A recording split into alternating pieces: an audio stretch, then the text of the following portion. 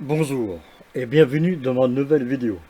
Aujourd'hui, je vais vous parler du site archéologique d'Alésia, qui se situe à Alésé-Sainte-Reine, dans le département de la Côte d'Or.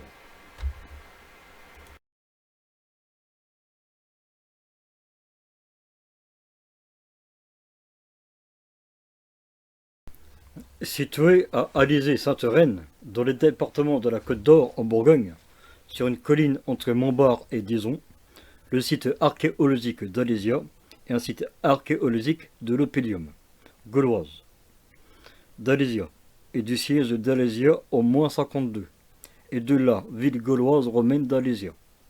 Les divers monuments du site sont en partie inscrits et en partie classés aux monuments historiques.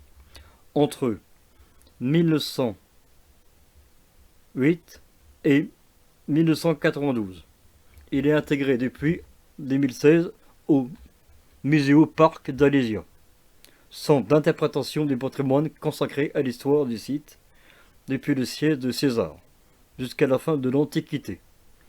Construit de plusieurs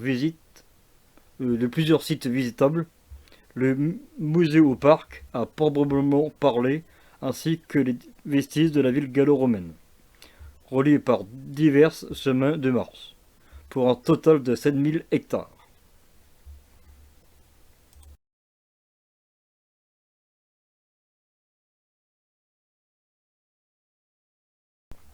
Dans le cadre de son récit de la légende de l'origine du Gaulois, l'auteur grec de la fin de l'époque républicaine Diodiore de Sicile fait d'Héraclès le fondateur mythique de la ville d'Alésia.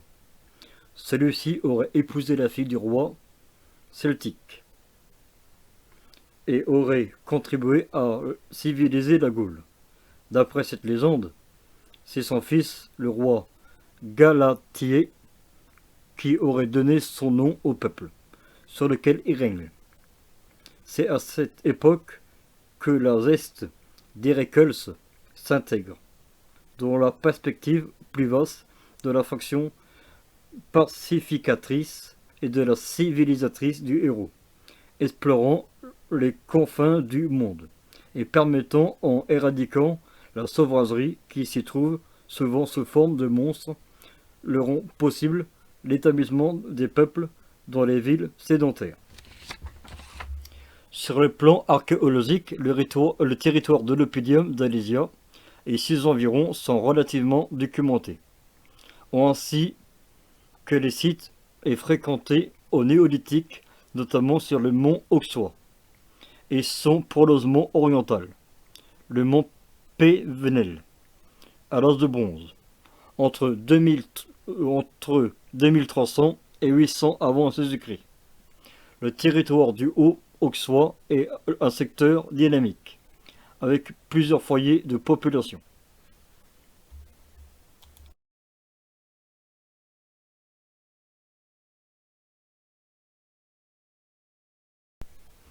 Le site d'Alésia, au cours des derniers siècles de la proto-histoire, ne se résume pas à l'Oppidum gauloise, des mots du bien, lieu du célèbre siège d'Alésia, du 52 avant Jésus-Christ. Le plateau est en fait occupé probablement dès le 5e siècle avant Jésus-Christ, du fait entre autres de son positionnement stratégique, au débouché d'un axe de circulation rejoignant Massalia et utilisé par les commerçants gaulois, travaillant avec les Procènes.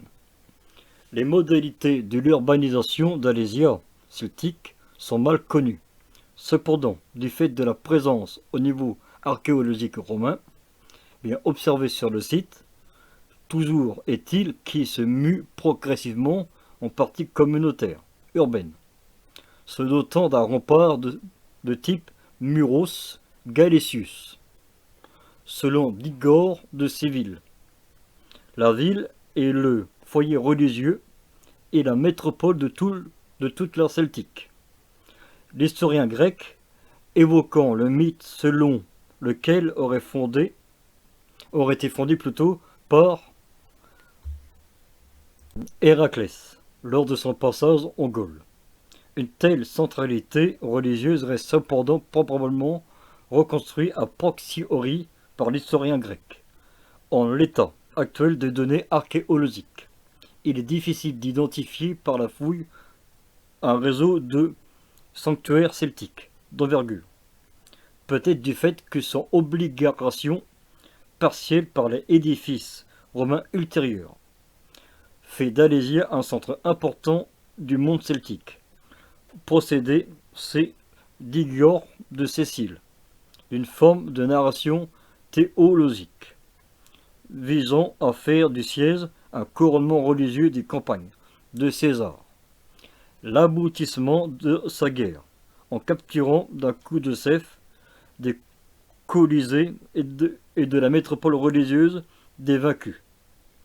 Des traces d'un espace de banquier communautaire enclos par un vaste fossé comblé par de nombreux restes d'animaux, abattus, cuits et consommés, ainsi que des milliers de fragments sur la prononciation, mais je vais essayer de le redire, d'aplomb Mauritius, localisé sur les plans oriental du plateau du lieu-dit de la Croix Saint-Sarre. Ce lieu de réunion pré-romain daterait des années 100 à 80 avant Jésus-Christ.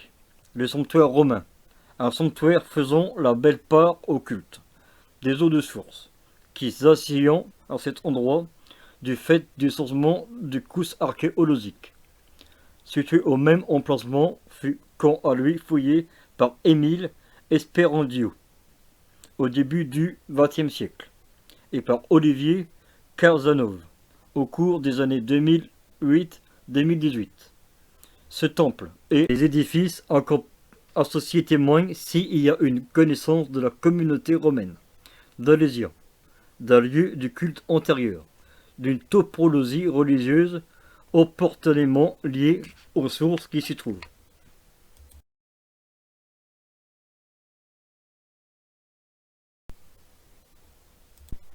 Le siège d'Alésia, bataille décisive de la guerre des Gaules, va s'affronter plus de 10 légions romaines, environ 160 000 soldats de l'armée romaine de Jules César, et près de 80 000 Gaulois, assiégés dans l'Oppidum, avec Vercingétorix, ainsi que plus de 200 000 guerriers du peuple gaulois, venus leur porter secours.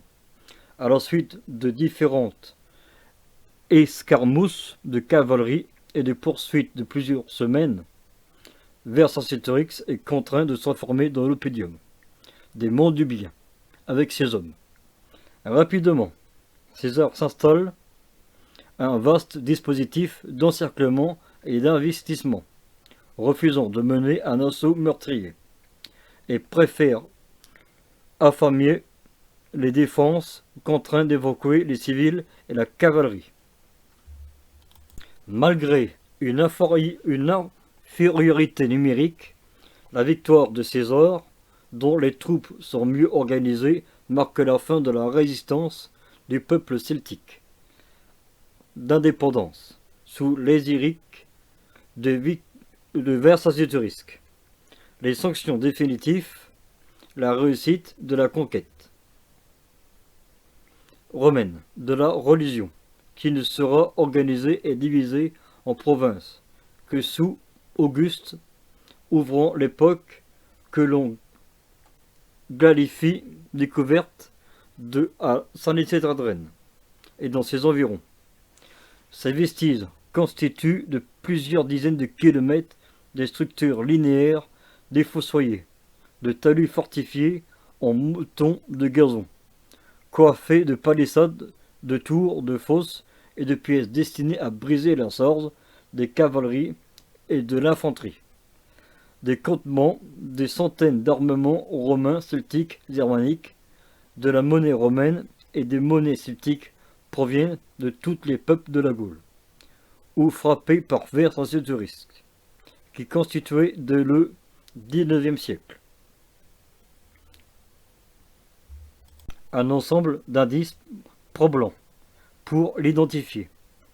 Alizé comme le lieu du fameux siège, On y retrouve en effet tous les éléments constitutifs d'un système d'investissement établi par César au cours des 2 mois de la bataille. 6 convalescents, campements légionnaires, est relaté dans la guerre des Gaules, la composition multitechnique des armées en présence.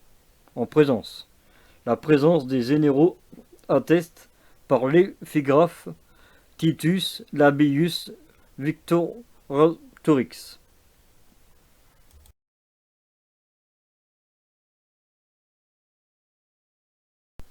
La fin du conflit avec Rome n'entraîne pas la fin de l'occupation pour l'oppidum d'Alésia. Même si les Montubiens plutôt ne se virent jamais accorder le droit de former une cité au sein de la province de Gaule lyonnaise, constituant une fraction administrative du territoire des cités voisines. Le site reste habité et urbanisé progressivement selon les modalités architecturales et urbanistes romaines.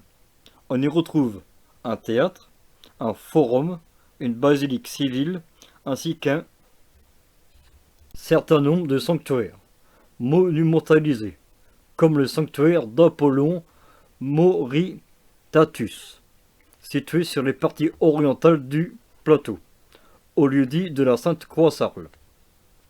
La ville romaine fut principalement mise à jour lors des fouilles au début du XXe siècle, menées notamment par Émile Espantorio, plutôt c'est Espanrodio.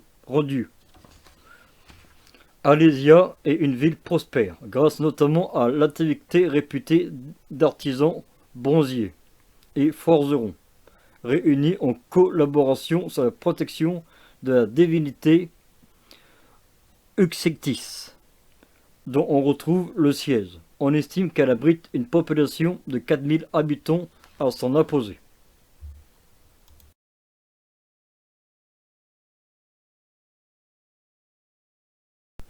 La ville semble occupée et active au moins jusqu'au deuxième tiers du IIIe siècle, période au cours de laquelle Alésia, comme bien d'autres villes de la Gaule romaine, semble souffrir d'une réaction partielle et progressive de son tissu urbain, que l'on explique traditionnellement par la multiplication des intrusions liées aux migrations germaniques, francs, allemands, en 269 puis en 276.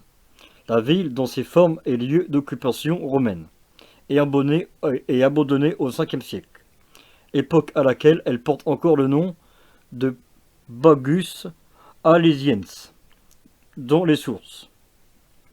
Un culte chrétien à la sainte locale, Sainte Reine, semble se déployer très tôt sur le site, puisque certaines découvertes archéologiques permettent de le faire remonter au IVe siècle, et vers les 5e siècle et 6e siècle.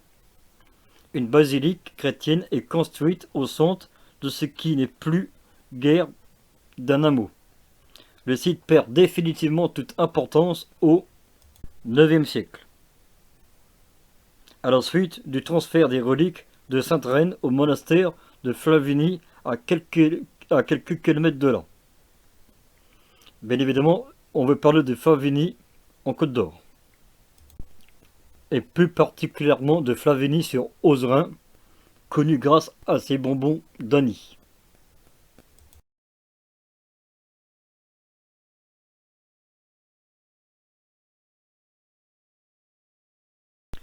Au XIXe siècle, sous l'empereur Napoléon III, un vaste débat a lieu pour situer le site d'Alésia, soit à Alaisie-Sainte-Reine en Côte d'Or, soit à Alaize en France-Comté. La communauté érudite s'oriente alors sur la nécessité de mener des recherches à Alésia, du fait de la mention du siège de la région dès le IXe siècle de notre ère, par le moine Héry de Saint-Germain d'Auxerre, mais aussi du fait de la découverte à Alizé au début du 19e siècle une inscription appelée Pierre de Mataliis, comprenant la fin de son texte la mention du lieu Ins Alisies. L'empereur se range à cette opinion et mandate divers officiers et topographes pour effectuer des fouilles à Alizé-Sandrine. Les découvertes sont immédiatement, grâce à plusieurs centaines de tranchées, les fouilleurs réussissent à intercepter les vestiges des lignes de César, mettant au jour armes, monnaies, structures, pointant vers la présence du site d'une vaste opération militaire datant des années 50, avant notre ère. Le matériel provenant de ces fouilles est aujourd'hui conservé en grande partie au musée archéologique national de Saint-Germain-en-Laye. La nouvelle fait grand bruit, et le site est d'ailleurs visité par l'empereur. La statue de Vercingétorix du sculpteur Aimé Maillet est finalement érigée en 1865 au sommet de l'Opélium.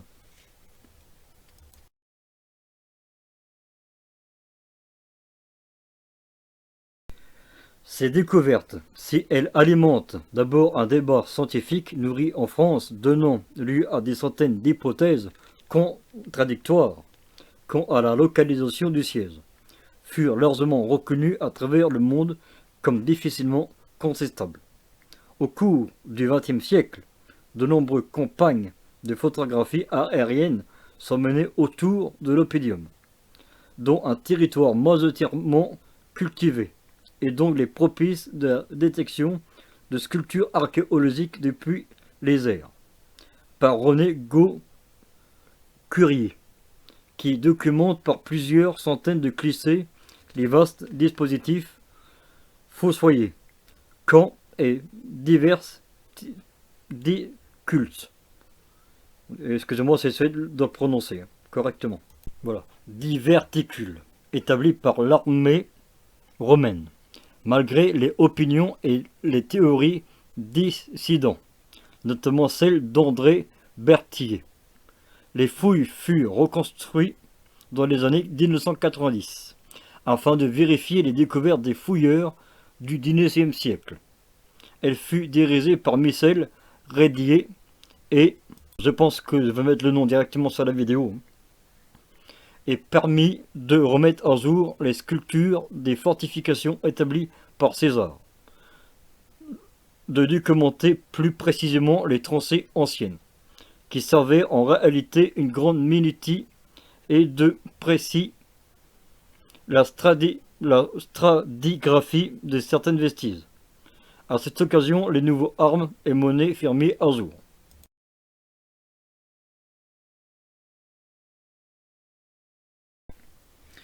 Depuis 2008, le site fait l'objet de fouilles concentrées sur les vestiges romains de la ville, notamment sur le lieu-dit de la croix Saint-Charles, où un vaste sanctuaire suburbain situé sur un probable lieu communautaire celtique, dédié à Apollon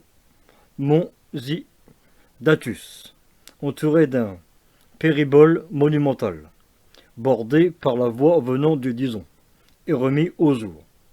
Il est notamment composé d'un phanium ogonal et d'un long portique avancé, d'un édifice thermal de grandes dimensions, ainsi qu'un dense réseau d'adduction d'eau destiné à alimenter non seulement les nombreux bassins et fontaines du sanctuaire, mais aussi à alimenter les thermes en contrebas.